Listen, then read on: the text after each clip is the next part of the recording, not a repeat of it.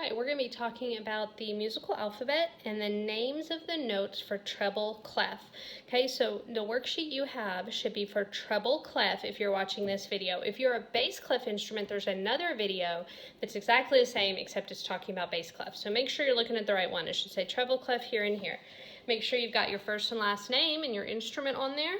All right, the first thing we're going to talk about is the musical alphabet. The musical alphabet is A, B, C, D, E, F, G.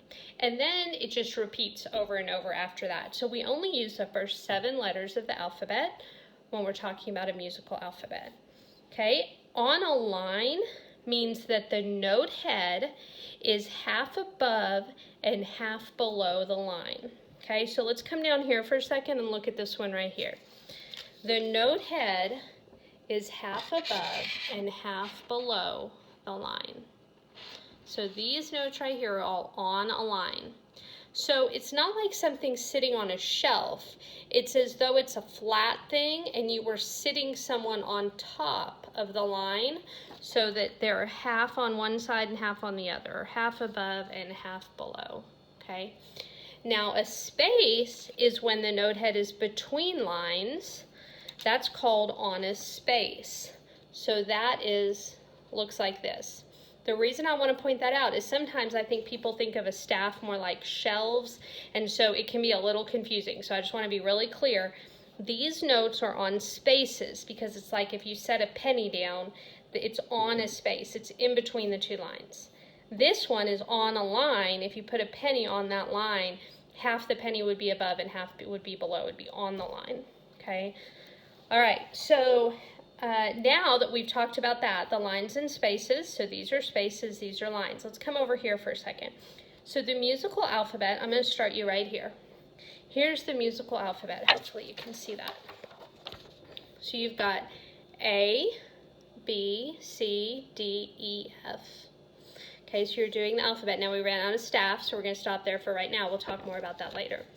Down here, notice as you go down, before A would come G, because the musical alphabet just repeats. So really the musical alphabet is A, B, C, D, E, F, G, A, B, C, D, E, F, G, A, B. It just keeps happening over and over.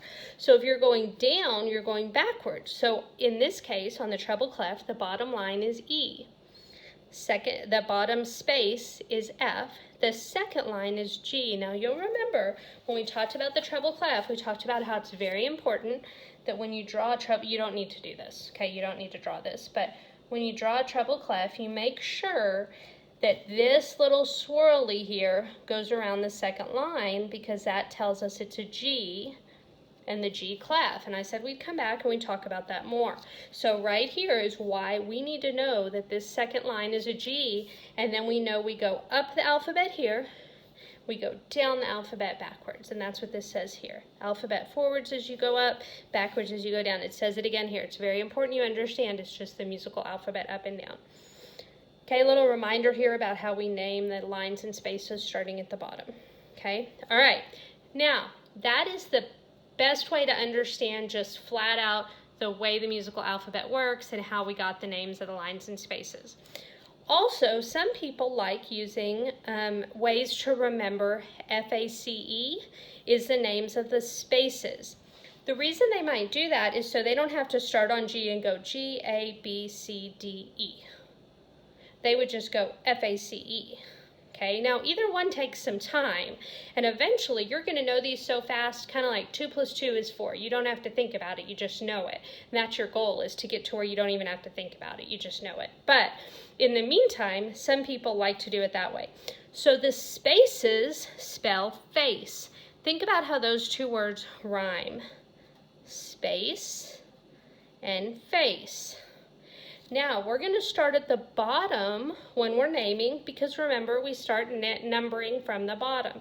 So this one is F-A-C-E, going up. Okay? All right. Now, this is E-G-B-D-F. Every good boy does fine. Or every good boy deserves fudge, or Elvis's guitar broke down Friday, or there's all kinds of fun. You can make up your own. But there's whatever will help you remember that. But notice all we did is we took the musical alphabet, we pulled it over, and we gave you another option. So you don't have to use this, you can just use this. You do need to understand this, but a lot of people choose to use this. However, soon you won't need either because you're just going to know. You're just going to know that when you see a note right here, you're just going to know that's an E. You're not going to have to think about it. So that's your goal, is to get to where you just know them, okay? All right, so let's come down here and practice on that. So this one is given for you just to give you an example of where you're supposed to write the letter name. So that's an F. The second space, you can either think F, alphabet, G, and after G would be A, or you can think the lines and spaces F, A. Then this one would be C, and this one would be E, right? And you can either go F, G, A, B, C, D, E, or you can do F, A, C, E. Really, whatever works better for you. They both take a little while. It's not a huge difference in time, and over time you're going to just learn what that note is and know it right away anyways. Okay? All right, the lines, E, the second line is G. Then you can either think G, A, B, B, C, D, or E, G, B, D, F, whatever you want, okay? All right, now, when we do these, and I'm going to let you do these on your own, you're going to pause, you can either count up, or you can say your alphabet going up. So this is a D because it's on the fourth line, and you can come up here if you need. Look, here's the fourth line, and here's a D. Or here's the fourth line, E, G, B, D. Whatever works best for you. And then here you would do this one. Then you would do this one. You can use this as reference. So you can go and pause the video and fill in all the note names and see how you do with that.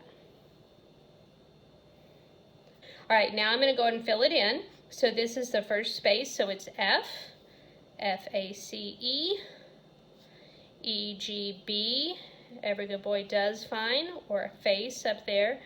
E is the bottom line. F-A-C-E, every good boy does fine, or Elvis's guitar broke down Friday.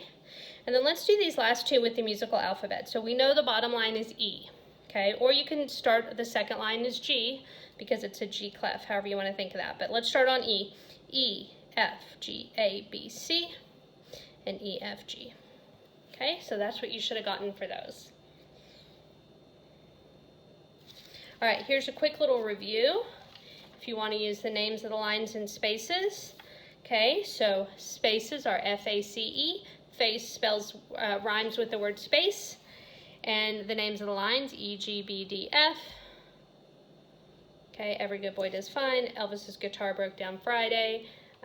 Every good burger deserves fries. I don't think I've said that one yet. So whatever works for you, but I would pick one and stick with it, whichever one you want to pick, so your brain can think fast, okay?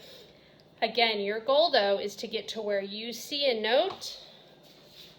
Like, let's say you see this note, and you just know instantly that's a C. Okay, you just don't even have to think about it. Okay, or right here, you just know that's a G right away. That's an F. That's a D. That's a B. That's an F. You just know them really, really fast. You're going to be working on that, but in the meantime, it's helpful to have this and to understand the way the alphabet works.